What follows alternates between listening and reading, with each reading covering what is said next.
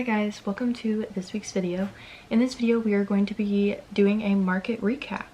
I had another craft market on Sunday and today's now Tuesday, so I've had a couple days. I've gathered everything that I've made and I'll actually show you something that I bought too, because of course I had to go look around at the other people's booths and things. There's always so many great artists there. This is probably going to be a shorter video, but someone requested me making this and I think that it's a great idea too. This market was a weird one too, so I thought it would be fun to share with you guys my experience. So this market, I do the same market all year round. I started vending at these markets last year. I did, I think, 2 or 3 last year, and then this was my second one this year. And I love the people that run it. I love the area it's in, and all the other artists that I've met are really awesome too.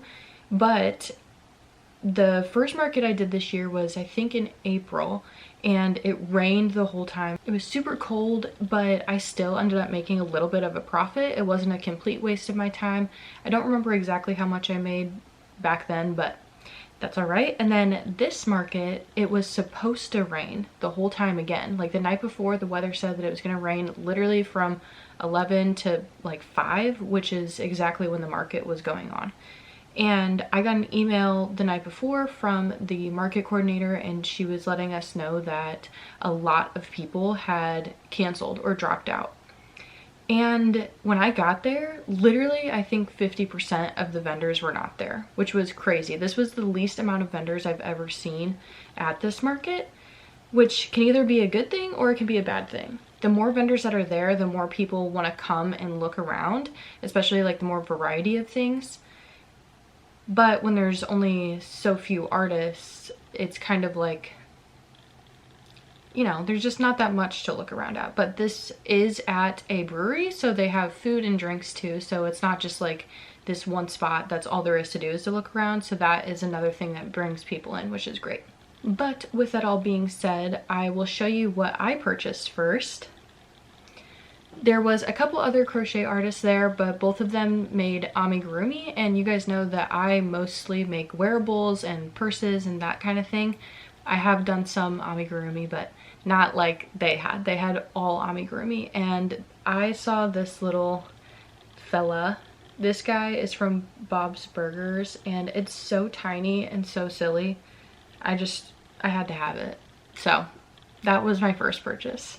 The second thing I purchased was an art print. I've been trying to gather some art pieces, thrifting pieces, local artist pieces to make a gallery wall in my room. Unfortunately, not on this wall. I haven't decided what I want to do here because this is like my crafting corner, so I want it to be craft related, but I still want it to match the vibes of my room. But I went to a tattoo convention, I think a month ago or 2 months ago at this point, and I bought a couple of really cool art prints from tattoo artists there. And then this time I bought a print from Lavender Cowboy Art. I will leave their handle up here and link down below. They had a ton of really cool art prints. They were very awesome, and yeah. This is the print that I bought from them. It's in its plastic, so I'll try and get the shine off, but it's like a little cicada. I asked them if it was a lino cut, but they said it's not actual lino cut, it's just like drawn, stylized to look like it is. But I thought that this was beautiful, and I cannot wait to find a frame for this and hang it up. It's kind of different than some of the stuff I have, but it's like, I don't know, it's beautiful. I had to have this. And then there was a couple artists that I also got their business cards, and I plan on looking at their website to buy some stuff that they maybe didn't have in my like price range. Like they had original pieces, but I couldn't really afford the original piece, but I would love to buy the prints of them. So I plan on buying a couple more things, but I need to like go through all of the business cards that I picked up and find those. All right, with all of that out of the way, let's just get into everything that I sold. So first and foremost, I always, well, not always, but the last few markets I've set out a sale bin. Now in this sale bin, I put items that I have a lot of and have never sold for me, so I just want to get them out of my inventory, or things that I just I want to get them out. They're not selling as well as my other products, but I don't want to just like throw them away. So I just discount them heavily, throw them all in the bin with the new prices on them, and people can pick through there. That has done really well for me so far. Like, I always sell out of it, which if you do markets or things like that, you never want to undersell your work. But if you're like me, where you constantly want to try new things and make new things, like this is a really great way to get some stuff out of your inventory with still getting some sort of compensation for the products that you made. So in my sale bin, I first sold a mini purse. I can't remember if I made this in a video or not, but it was just like a tiny little like clutch purse. It was a cream color. I sold that for $5. I also sold 2 beanies. I sold a brown one, and then I had a like rainbow yarn one, and both of those I had in the sale bin because it's not really winter right now, and the next markets I want to focus on like fall, Halloween, winter, like different winter, if that makes sense. So I sold 2 beanies out of my sale bin, and then I also had a orange dahlia top. The pattern is by Passionate Kelsey. I've sold a few of her tops before, like at markets and such, but they don't do that well for me. I always end up selling like one each market, if that makes sense. So I put this one in there and it sold, which is great, for 15 bucks. I also sell some things that are not crochet related. I designed bookmarks and stickers that I was selling, and I've had the same set that I made, I think, in a previous video. And so I sold one of the Granny Square bookmark.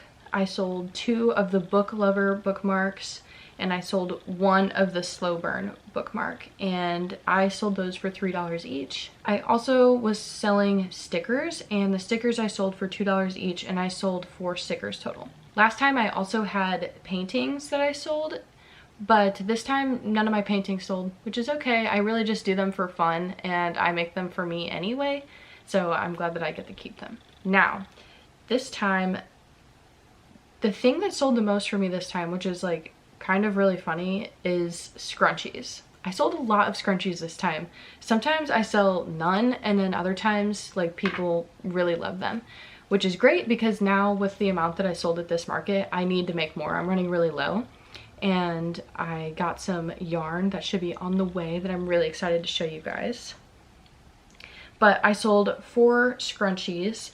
I do them for $5 for 1 or 2 for 8, and I think both times it was 2 for 8, so that's pretty good. I also did my mystery bags this time, and they did not do as well as last time, but I still sold 2 of them. I sold 2 of the turtles that we made in last week's video, which is awesome. I love those turtles. I also sold 1 of my tapestry tote bags, which is so exciting because I made those a long time ago in a previous video. It was crocheting for 24 hours, I think, or crocheting tapestries for 24 hours. And the lady that bought it was so nice. I sold that one for $35, and I'm really glad that it's gone. I plan on making a lot more of these for the fall markets and doing tapestries that are like fall Halloween themed, and I think people would really like that. And the final thing that I made was buddy blankets. I've had these in my stash for a while, and I sold 2 of them, so I only have 1 left, which is like amazing.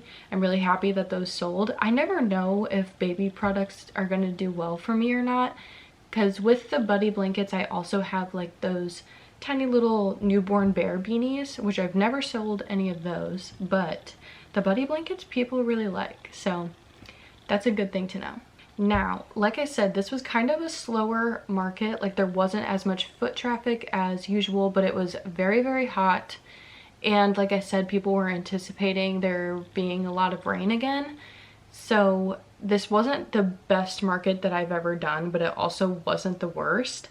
I actually ended up packing up about 45 minutes early just because it was getting unbearably hot, and a lot of the other vendors were packing up for the same reasons. And so like my booth was alone. There was no one else around me, so people weren't walking down to see me at the end anyway. And I think in my last video like this, I kind of talked about things that used to sell really well for me and now they don't. For example, I made a video where I crocheted can koozies for 24 hours because those I like basically sold out of the first time I made them and sold them. And the last 2 markets I've sold none, and I have about 20 of them. So that's kind of funny. Same with coasters. I had around 10 and I think 1 or 2 sold in April and none sold this time, versus last year I would sell out of them every single time. And then a lot of my other stuff, like I have a few sweaters, blankets, and it's just not the season. People are not thinking of buying that kind of stuff right now, which I know, but I might as well still put it out on my clothing rack at the market just because like someone could still buy it. But I think that those products will do better in the later markets. I'm in one August through October, so I'm hoping that those do better. I have so many products, okay? Like I have so many bags and things, and I'm really considering finally opening my website and just putting these items on there as like a drop instead of like custom orders, because these things, I love all of my bags and they do well sometimes, but I have so many of the same style. And as I mentioned, I want to do different things for the fall markets. I've never been in markets in the fall time, and I think that that's when my stuff is going to do really well. So if you guys are interested, let me know. And I have my website like started up. I just haven't published it because I was nervous about doing custom orders for things, but I feel comfortable doing these like a drop system where all of my products are already pre-made. I just have to ship them out to you guys. So let me know what you think about that. I would definitely do some bags, maybe my coasters and can koozies because I have so many of them. And then, yeah, mostly probably stuff like that. Maybe my mystery bags because I like to make a new set for each season and I didn't sell that many this time. So maybe I'll start it. I think that that'd be a good idea, but if you guys are like, nah, I don't want to buy any of that, then let me know down below. I want to know your opinion. So as I said, the market was from 11 a.m. to 4 p.m. I packed up about 45 minutes early. I was there for about 4 hours and I started setting up around 9:30, 10. I'm not going to count that in my like hourly pay because I was setting up. There was no one there to purchase my things yet. But let's do the math and see how much I made at this market. I take cash and Venmo and Cash App. I don't have a card reader yet just because I was nervous about like the percentage that I would have to charge people for using it, because if you use a Square reader you have to charge them a percentage like tax, and I didn't feel comfortable doing that yet whenever I was so new at doing markets originally. But let me do the math and we can see how much I made at this market. Okay, I did the math and in total I made $168. Now, if I divide that by 4 hours, I made about $42 an hour, which is still pretty good. I only had to pay $30 to be in this market because I am a previous vendor. I'm someone that comes often, so they discounted the price for me, which is so sweet. If I subtract the $30 from the $168 I made $138 profit. And if I divide that by 4, then I made $34.50, which is still really good. That's more than you would make at any minimum wage job, at least around where I live. So I feel pretty happy with it. Like I said, this isn't the best that I've done at these markets, but it's also not the worst. So like, I can't really complain that much. But with that being said, I'm so excited for my one in August. Like I just finished the July one and then August is at the end. It's the last weekend of August, I believe.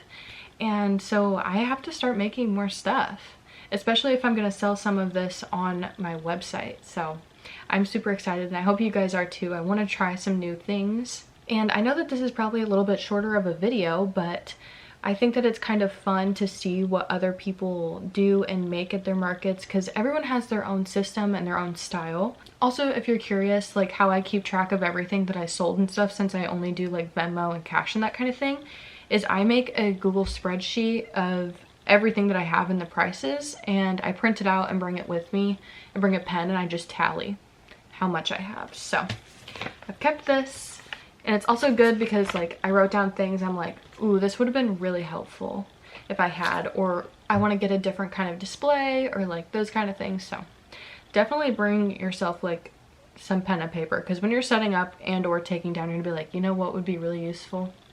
This. And then you need to write it down, otherwise you'll forget, because I do. But yeah, that is gonna be all for this week's video. I just want to say thank you so much for watching, and thank you for all the support I've been getting on my videos. They're doing really well, and I just love making YouTube videos, especially crochet videos, because it's like such a fun hobby and I love the community that it brings. And as you guys may have been noticing, I am posting a lot more on Instagram and TikTok, so if you aren't following me there, you definitely should, because I'm posting stuff there that I'm not making on my YouTube channel. I am constantly making things. So if you want to see some more content, definitely check me out. This is my Instagram handle and my TikTok. And if you aren't subscribed, please subscribe. I post every Friday, usually always crochet content. Sometimes there's other crafts in there, but it's usually all crochet. So if you're into that kind of thing, then please subscribe. All right, I'm done yapping at you guys. I will just see you all in the next one.